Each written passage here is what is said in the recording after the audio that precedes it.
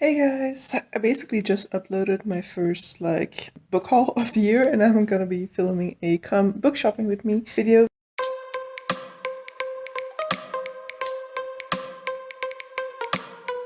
It is my birthday tomorrow, and so I'm going to be buying books for my birthday. Now, I do not plan to add too much to my TBR regardless of what I buy. So I don't want to be buying too many things that I haven't read yet. So I do have some plans for, there are a couple of books that I need for the coming 3 months. Like, it is a series that I'm starting, and so I want to buy that series when I'm out in town. And so I will need to use the credits that I have of my book buying credit system, so which is 19 credits.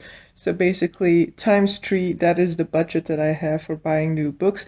I do not plan to use that entire budget. I need to buy those 3 books, and then I will try to prevent myself from buying anything other than those 3 when it comes to new books. But I do also want to buy a couple of books that I have already read, but that I don't physically own. I have a few that I have in mind, a few that I would be really happy if I can find them in the bookstore. I'm not, yeah, that's my cat bumping into my arm, but I don't have I don't know whether I'll be able to find them or not. Or maybe as I'm browsing the shelves, I might find some other stuff that I have read that I might want as well. Problem with that is that I might also find some stuff that I haven't read yet that I do want to get. But we'll see. We'll see what ends up happening. It's always a risk going to the bookstore when you're trying to reduce your shelves. I am trying to get to zero TBR, and I am on track for my goal this year, which is to get under 40 books by the end of the year. I'm on track for that at this point in time. So I could be derailing that by buying books, but I'm also 2 books ahead. So in principle, it's fine if I go 2 books over what I'm planning to buy today, but I'm not intending to do that, so should just remind myself of that. Potentially, I'll allow myself a smoothie if I stick to my plan. I did that last time that I went to the bookstore. I was like, don't buy anything. I just needed a gift from the bookstore at that point in time. Don't buy anything for yourself. And if you don't, then you're allowed to buy a smoothie. So I'll make that same deal with myself. A smoothie in exchange for just buying the 3 books that I want to buy that I'm going to be reading in the next 3 months, and a couple of books that I've already read.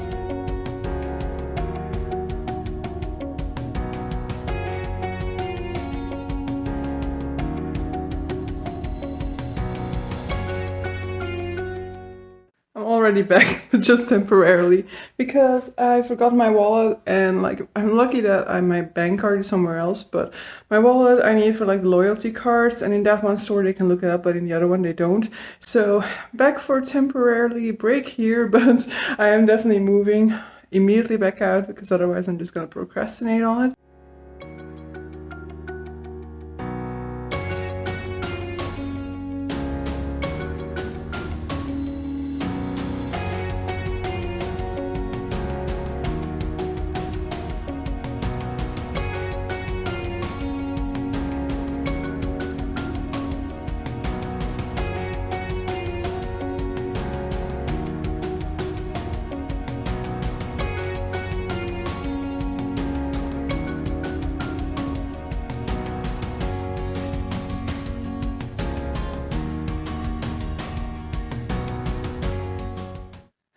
I return triumphant, exhausted, sweaty, wet because it's raining, but apart from it raining, it's also super sweltering weather.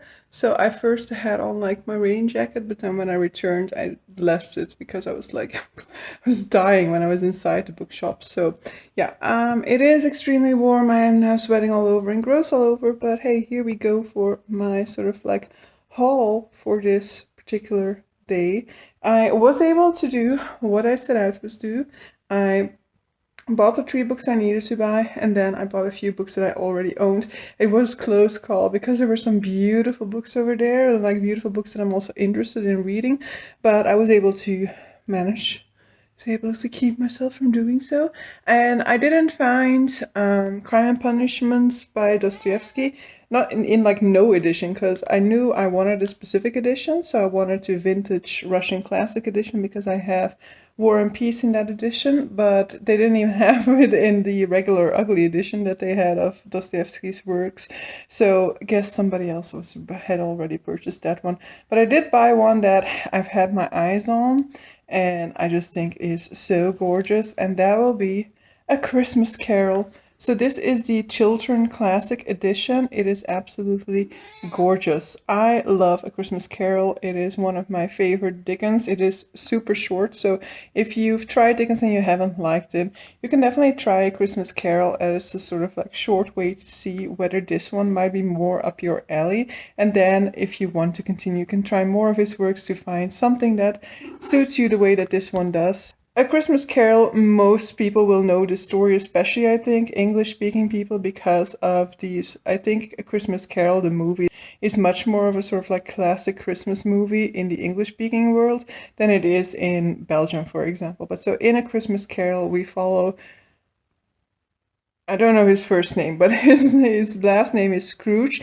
And Scrooge is basically this person who is very scringy. He very much is looking out for his money, doesn't want to spend his money on others, even though he has more than enough money to spare. And so it is the time of Christmas. He doesn't really have anybody to celebrate Christmas with. He is also totally not interested in the Christmas spirit or anything like that. And during the night, he is visited by 3 ghosts: the ghost of Christmas past, the ghost of Christmas present, and the ghost of this is a tongue twister. The ghost of Christmas past, the ghost of Christmas present, and the ghost of Christmas future. I love this little story. I don't know whether, like, my other edition for A Christmas Carol has a few other of his Christmas stories, and I do also like those. I very much liked The Cricket on the Heart. I never know how to pronounce that word, but I think that this is just going to be a Christmas Carol, but it's just so gorgeous, and it's got like golden edges. So yeah, I'm so happy that this is part of my collection now. Next up, not a beautiful edition. I really wish there was another edition for that, but then on the other hand, it's also a little bit shallow. So I just wanted this book, and that is Como Agua. Another one, like my tongue is not working. Como Agua para Chocolate by Laura Esquivel. In English, it's think like Water for Chocolates, I think the title is. It is a gorgeous book. It is a Mexican book, and it is a story about mainly about these women who live alone, I think. I don't think there are male members of their family. These 2 sisters, I think, and their mother, who live somewhere in the countryside in Mexico. It is a major blend of sort of like recipes with literature, but the recipes then also become recipes for life. It is magical realism, and it is told beautiful story. Absolutely love this one. And so I read it originally from the library, and I wanted to have my own copy. Then, as I briefly showed earlier, I have The Alloy of Law by Brandon Sanderson. This is the first book in Mistborn Era 2. Over the months of July, August, and September, I will be reading the 3 books in this series that are currently out. He is currently writing the 4th novel within this series, which I think will be the concluding novel to this era of Mistborn. Mistborn Era 2, as far as I'm aware, is like, it's a continuation of Mistborn Era 1, but there have been centuries that have passed since the timeline of Mistborn Era 1 and the timeline of Mistborn Era 2. And so we have had a lot of evolutions within this world, a lot of industrial, why can I not come up with the word, and a lot of developments in, I really cannot think of what the word is that I'm trying to say. So in any case, there have been a lot of technological advancements, for example. So this is a world in which we, for example, also have gunpowder at our disposal. And so I think, as far as I'm aware, it's sort of like detective style story, steampunk-esque. And I don't really like the detective stories, and Even though I really love Brandon Sanderson in detective stories still means that I don't really like it. At least the one example of that I've read so far, which is Legion. But we'll have to see. I really love his Cosmere stuff. I really love Mistborn Era 1. So here's hoping that Mistborn Era 2 doesn't let me down. So we have the first book, The Alloy of Law. We have Shadows of Self, the second one, The Bands of Mourning, the third one. All of these, this one is already a little bit more on the chunkier side, but all of these are relatively short for Brandon Sanderson books.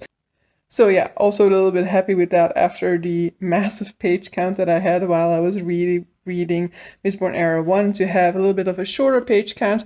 And then the final book that I bought is The Empire of Gold by S.A. Chakraborty. When I originally read this one, this was not available in the same edition as the two first ones were, because the two first ones were available in this size and the new one had like the bigger paperback. And so yeah, I didn't want to mix those two sizes. So I've been waiting for the release of this particular paperback, which just came out. So The Empire of Gold is the third book in the Daevabad trilogy, which is a Cairo set trilogy, though we don't spend a whole lot of time in Cairo, but it is sort of inspired by Arabian folktales. For example, we have our protagonist Nahri, who is this girl who has grown up on the streets of Cairo. She is a little bit of a swindler. She's had to do those types of things in order to be able to survive as a woman living on her own in Cairo. And one day when she's kind of performing this sort of like fake ritual for people, she ends up accidentally summoning a Jinn warrior who then takes her away with him to the Jinn capital. I really love the series, but I must say that I really loved it up until the ending of The Kingdom of Coffer, second book within this series, and the spin that then took place wasn't necessarily my favorite, and it was setting up for this book, and as a consequence I also liked this one a little bit less. The series starts off being a little bit more of a adventure story, then moving towards political fantasy, and then in that second book we have a huge focus on political fantasy and then turn things around at the ending of that book. And I really love the political fantasy aspects of the series most, and so as a result didn't really care too much about the way in which the Empire of Gold wrapped up the series, but overall I still really love this series and really love the character of Ali, especially within this one. So had to remove the puppy war from there for the time being, but let me check if it actually fits. This is not all that handy one-handed. Come on, yeah. Ta-da! Perfect. That is my little haul. As I said, ideally I would have added Crime and Punishment to this haul, but I'm fine with that not having been the case. And then in total, this is about 13 credits that I had to use for these 3 books, because the other ones I don't need to use credits for because they don't add on to my TBR. Hey guys, it is the 2nd of July. I had my birthday. I had a great time at my birthday and went to the zoo and went to an Italian restaurant in the evening.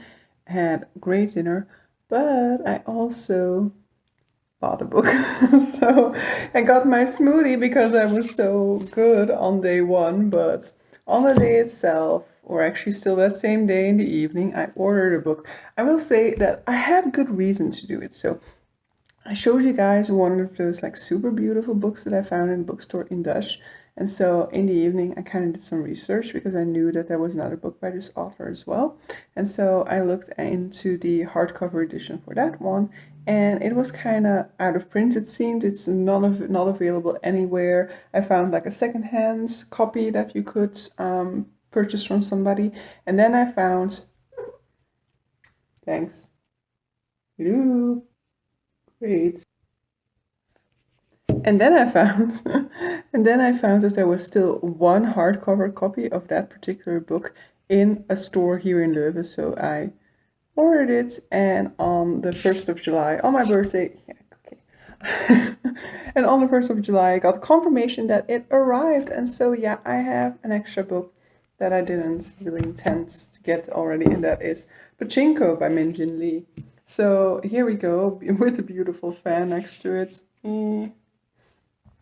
Pachinko by Minjin Lee. This is a sort of like family drama, Korean family drama. I think it has to do with either Japan's invasion of Korea or there are Koreans living in Japan. I think it's Japan's invasion of Korea. It is multi-generational, so it'll have to deal with a lot more than just that. But I've been hearing great things about this one. I have definitely been wanting to read it and actually put it on some sort of a project for 2022. But I really wanted this hardcover edition, so as there was only one left, I have already purchased it at this point. So yeah, I'm gonna have some sort of a B-roll going on in the background that will show you the dust jackets, that will show you the cover underneath the dust jackets, because that is also absolutely gorgeous. But yeah, I like the English version of Pachinko, but this one I just absolutely love. So in the end, I did not fully behave during this sort of like birthday book haul, but I mean, I'm not gonna lie, I'm not all that mad about it neither, though that does mean that I am down by -1 credits in total because I didn't actually have enough book buying credits to buy this one right now. So yeah, I'll have to definitely make up for that in the month of July in my reading. Well, so yeah, for the second time, hope you guys enjoyed this video and see you guys for a future one. Bye!